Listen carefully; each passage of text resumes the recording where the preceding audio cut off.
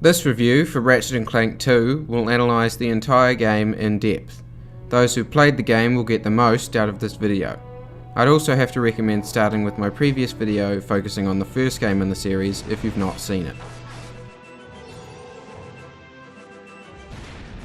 Ratchet and Clank 2 Going Commando was developed by Insomniac Games and released in 2003 for the PlayStation 2, 1 year and 1 week after the release of the original. Upon release, the improvements to the game's core mechanics were universally praised. In terms of playability, the leap from the first game to the second is inarguably the largest in the franchise's history. Later games would not iterate on the base gameplay to anywhere near the same extent. The second game is different enough from the first that it deserves to be analysed on its own merits, with the same attention that I paid the first game. The game begins with Ratchet and Clank lazing around. Nothing of particular interest has happened in the year since Drek's defeat, and Ratchet laments the fact that no one needs a hero right now. Ratchet's lamentations are being delivered by a different voice actor this time. Mikey Kelly has been replaced by James Arnold Taylor, who is stuck with the role to this day.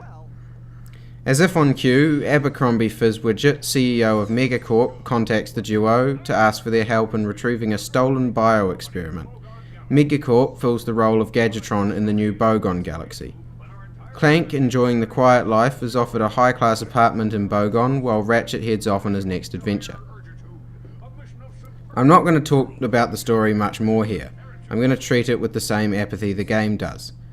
It's functional, it keeps the action going, there's a few good jokes and one decent curveball, but suffice to say that this is typical buddy platformer stuff and not much beyond that. I couldn't even find a writing credit for the game. If someone can tell me who wrote the PS2 Ratchet games, I'd be much obliged. The gameplay improvements are apparent from the first moment you move the analog stick. Ratchet is faster, more responsive, and has a tighter turning radius. He starts with the now standard grenade launcher, but also with a blaster weapon, which serves to give the player an immediate use for the newly standardized ability to strafe. The first level is very smartly designed to show off as many gameplay improvements as is possible at this point. One small change that may only be apparent when you play the games as close together as I have: crates no longer explode with bolts, now only spitting out 3 or 4.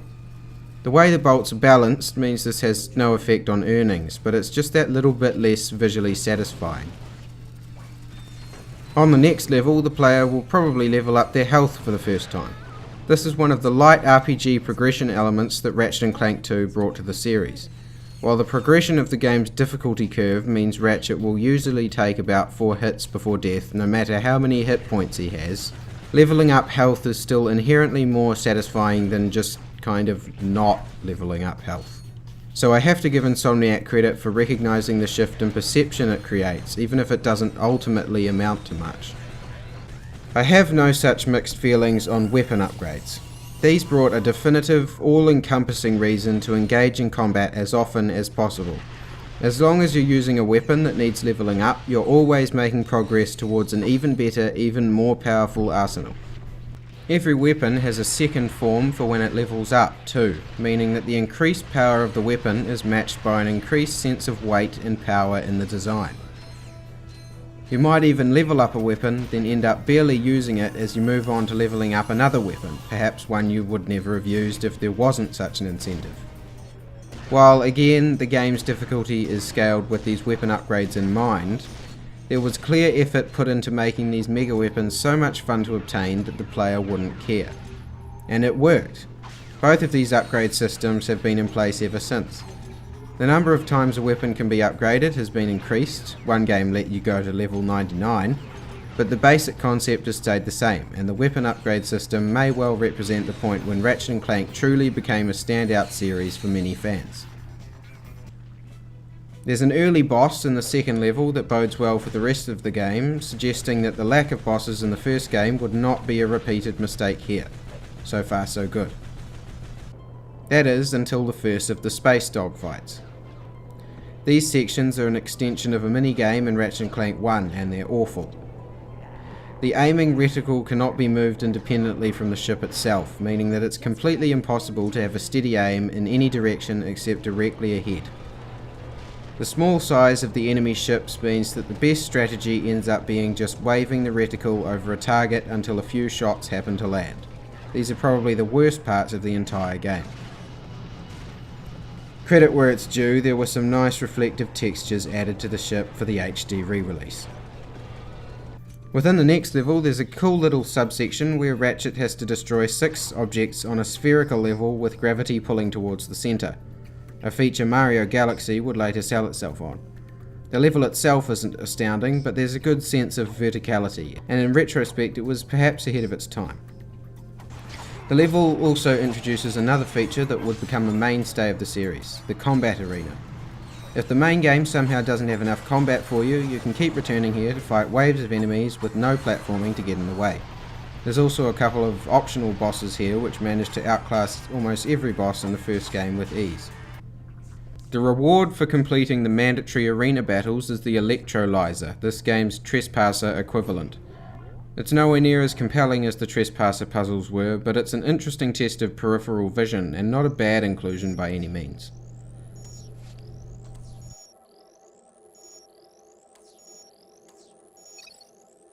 After going it alone for a fair few levels now, Ratchet finally heads to Megapolis to get Clank's help. There's another boss on the way, and observant players will see the swing shot and grind boot path just before they get those gadgets back.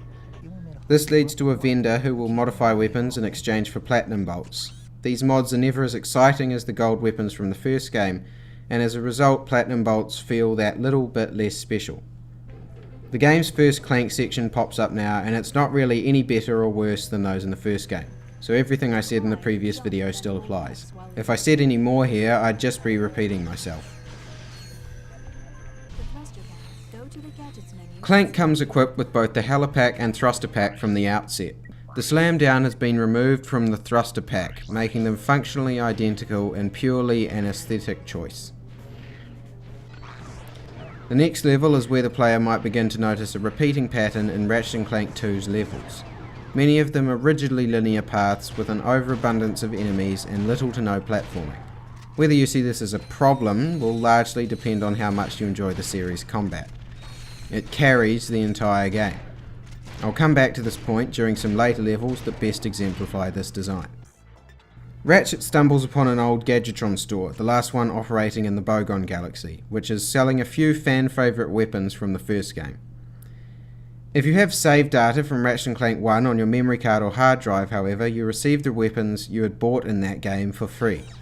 To digress for a moment, this was a fairly common feature in the PlayStation 2 era that I was sad to see disappear with the PS3. These were known as old save bonuses, and Ratchet 3 and Jack X also implemented them, among others. The only game I know of that has done something similar in the last few years is Infamous 2, which could read some of your trophy data from Infamous 1. The store is also selling the Rhino 2 for 1,000,000 bolts, which is a bit of a tease because it's an utterly impossible goal at this point. The player has to replay the game in challenge mode to have a hope of affording it. There's a hoverbike race next, which is a little loose and not as fine-tuned as the hoverboard races from the first game, but it's passable and is at least trying something different. There's another dogfight which is even longer and therefore even worse before the next level. This level is kind of sprawling and unfocused, but the convincing atmosphere of a nighttime cityscape picks up the slack to make this one of the more memorable levels. The duo find coordinates to Slim Cognito's ship upgrade shack, but at this point the worst of the dogfights are behind us. So for this particular playthrough I never actually used it. Siberius is up next, and the first half of this level is incredibly bland and boring, essentially being 2 or 3 flat areas to fight the waves of enemies spawning in. This is another one of those very small steps back from the first game. Before, enemies didn't spawn. They're always there, doing something else before Ratchet arrives. Here, enemies just warp in from nowhere once the previous wave is destroyed. It's a small thing, but it makes the game world feel that little bit less tangible. The second half of the level, however, is an impressive set-piece battle to the front of a convoy of moving vehicles. I'm not exactly sure how this technique would have been achieved on the PS2, but it would later be perfected in Uncharted 2 for the highly praised train sequence. So I have to wonder if Naughty Dog owes something to Insomniac for this early predecessor. On the next planet, Ratchet gets a new wrench. This one says, use rock to break glass to get wrench to break glass to get rock, which is a result of the changes made to damage output in the sequel. In the first game, the same wrench could be used throughout the entire game because damage was based less on the variables in the damage outputs of each weapon, and more on the amount of hits landed, which was something of a carryover from Spyro. There were exceptions, such as the Blaster and Pyrocita, but for the most part any large enemy would take around 3 or 4 wrench swings to kill for the entire first game. Because damage is based more in minutiae in Ratchet 2, the wrench has to be upgraded to keep it relevant. Insomniac could have done this in the background without the player's knowledge, but I'm glad they went out of their way to model 2 distinct new wrenches, if only because it demonstrates my point. Because of the addition of strafing, however, the wrench sees far less use here than it did in the previous game, regardless of upgrades. The other half of this level is questionable at best. It's a massive open desert containing 100 collectibles and some enemies, and absolutely nothing else. Not a single landmark of particular interest. You only have to collect 10 crystals, the rest are optional with bolts as a reward, but you would be hard pressed to find a less interesting collection side quest than this. I had the background music completely cut out on me in the next level, which was surprisingly eerie and probably the fault of the slightly glitchy HD remaster I'm playing here for the sake of image quality.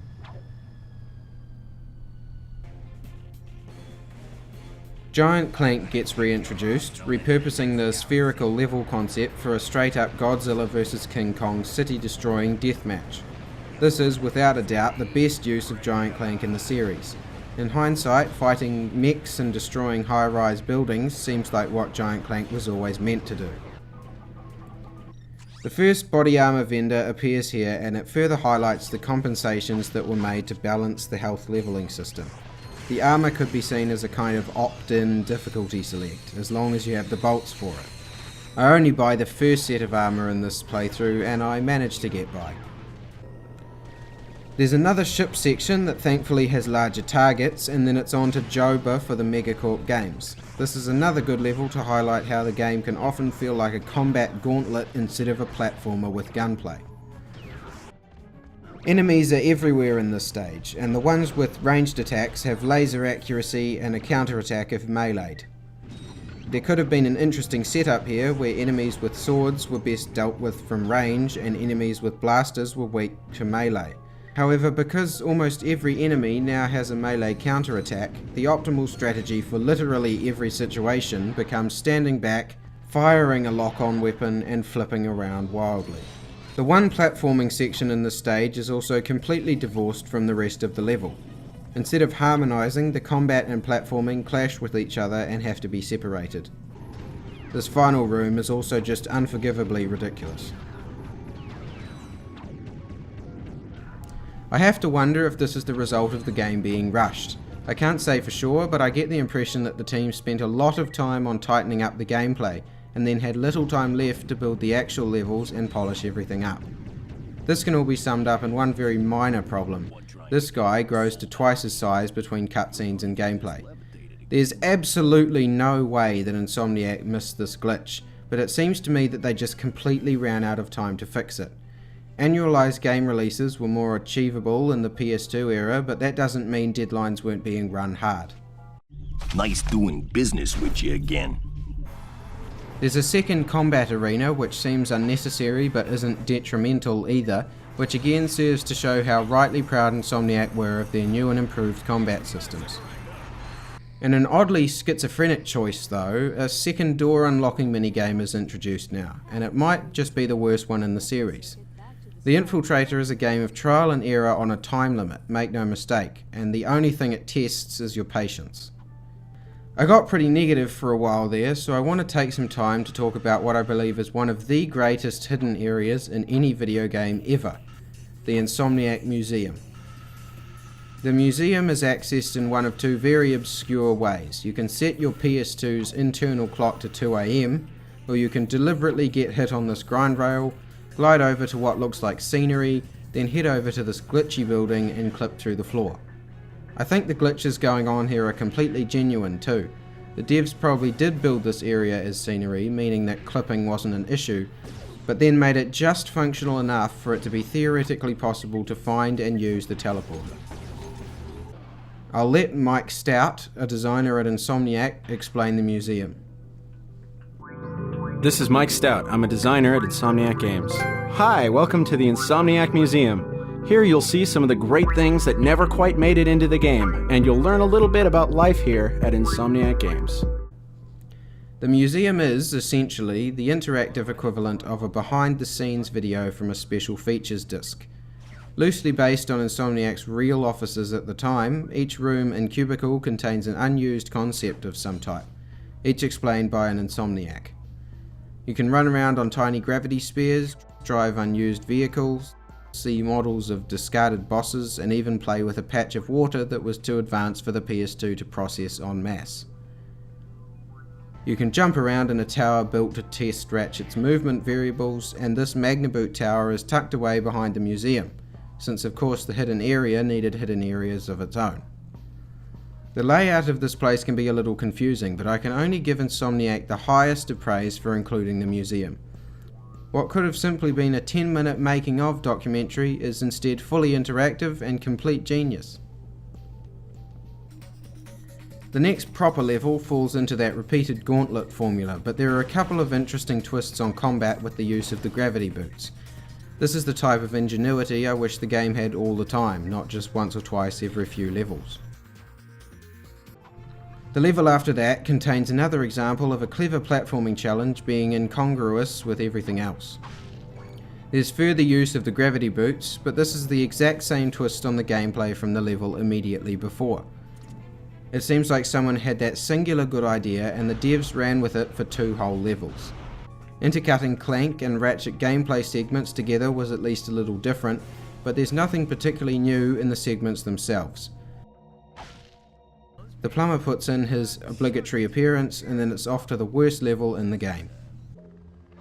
Planet Snivellac begins well with a clever platforming section that I have no issues with.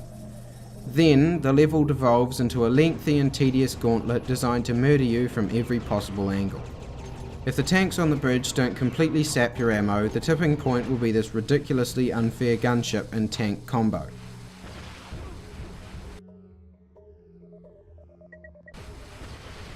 Which is then immediately followed by 2 more gunships. It's so bad that I think the intention is actually for the player to just run past everything, because enemies stop firing pretty quickly once they're behind you. Even that's not consistent though, because laser walls pop up in a couple of places, halting your progress until you dispatch all the enemies. After struggling through that, the boss at the end is a failure too.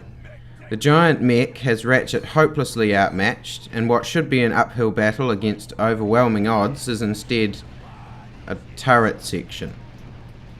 The player has to move from turret to turret, slowly whittling away the boss's health while he does the same handful of attacks for the entire fight. I'm just going to show you how long you sit in one turret.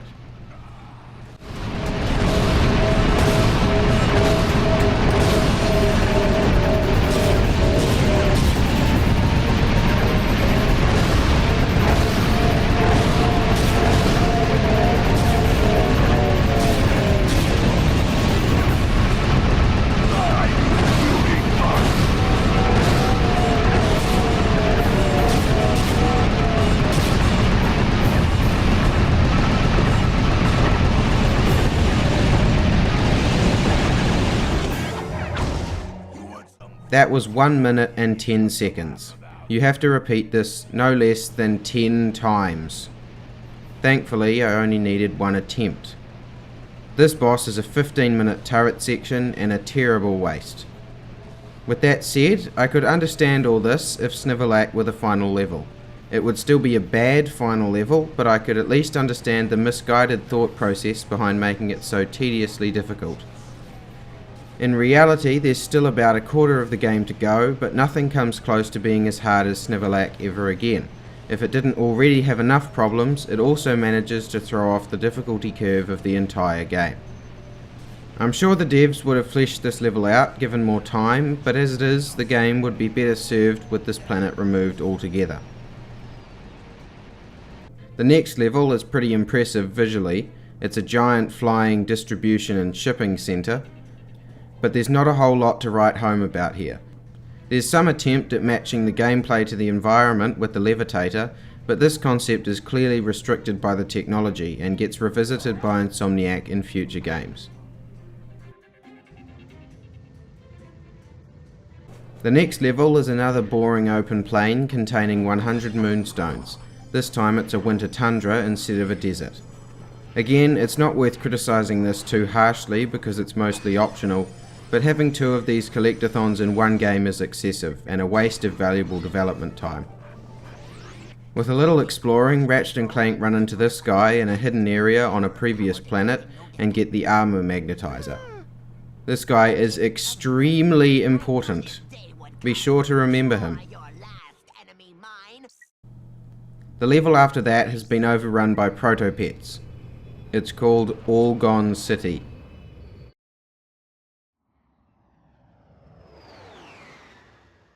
There's a repeat of the Giant Clank segment from earlier, this time going for a full-on alien invasion. A genius grinding sequence sees Ratchet hopping across the tops of trains, warping in and out of hyperspace, and Clank learns how to moonwalk. Sorry. The main path through the level here has proto-pets which can spawn endlessly if not taken out quickly. This can be a problem when all the enemies have to be killed to progress. It's possible to kill all but one of the tiny buggers and then turn around and find that 20 more have spawned from it. Weapons with large areas of effect are the best bet against frustration. The Hypnomatic is a lot like the Hologuise. It's a great idea for a gadget but comes too late in the game to be used to its full potential. As it is, there's only one level left. And what a level it is. Planet Yeedle is a standout example of a final level done right. It can't quite match the first game's return to Veldin in terms of atmosphere, but it does still have that sense of foreboding, and some absolute genius level design to boot. It puts every single gadget to use in a new and interesting way, often in tandem with the combat. Every element works in harmony to make each and every gunfight unique, between using a circular gravity ramp as shifting cover, to flying fighting enemies on disappearing dynamo platforms, to shooting tanks while on a conveyor. This planet proves that Insomniac can smartly integrate their gadgets with their combat to create distinct battles that force the player to adapt. It's just a shame that they waited until the final level to do it. The story's one interesting beat comes right at the end, when Fizzwidget reveals he's actually Captain Quark. Quark has been plotting his revenge on Ratchet and Clank since the end of the last game, and predictably fails to execute his vengeance, instead finding himself being saved by Ratchet and Clank. I have to give praise to Jim Ward, Quark's voice actor. As Fizzwidget, he sounds just enough like Quark to be recognisable as a reused voice actor, but not similar enough to give the twist away. The game is wrapping up now, with the Mega Protopet as the final boss. It puts up a fair challenge, but otherwise isn't particularly noteworthy. As if there were any other possibility, the game ends with Captain Quark getting his crotch squeezed. Ratchet and Clank 2 is a game of highs and lows. Some elements, like the final level and Giant Clank, are peaks of the entire series, while others, like Snivelac and the ship combat, are poorly thought out valleys that make the game feel rushed. This is why I can agree when people say the gameplay improvements over the first game were a revelation for the series, but I can't agree that Going Commando is overall a better game than the first. The consistent quality of nearly every element in the original is gone, replaced by schizophrenic design that improves the base gameplay but takes a step back in almost everything else. Ratchet and Clank 2 improved the series, but that doesn't make it incomparable. To give some idea of where I'm going next, I've decided to make Ratchet and Clank reviews this channel's through line. I thought the first two games were different enough to cover back to back, but there's not nearly as much variation in most of the sequels, so Ratchet and Clank 3 will not be my next video. I do want to review the whole series eventually, probably in shorter form than these first two videos, but I'll be spacing them out between other things I have planned. Max Payne and Prince of Persia are a couple of the things I have in mind right now. No promises. Look at it this way. If those don't interest you in the slightest, there'll always be another Ratchet and Clank review somewhere on the horizon. Thanks for watching.